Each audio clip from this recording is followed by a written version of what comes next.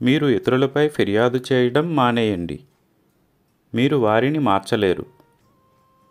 మీరు మార్చగలిగేది మిమ్మల్ని మాత్రమే. మీరు లోపలికి చూడడం ప్రారంభించిన రోజు శాశ్వతమైన శాంతి మరియు ఆనందాన్ని పొందుతారు. ఇతరులకు ఆనందాన్ని ఇవ్వండి. అప్పుడు మీ బాబా మీకు ఆనందాన్ని ఇస్తారు. నేను మీ పిల్లల్ని చూసుకుంటున్నాను, కాబట్టి వారి ఆరోగ్యము, చదువులు, వాటి గురించి మీరు అసలు చింతించకండి. నేను ప్రతి చోట మీతో ఉన్నాను.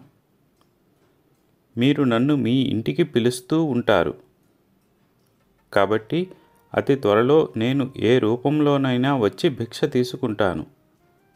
ఎప్పుడూ నవ్వుతూ సంతోషంగా ఉండండి. అల్లా మాలిక్.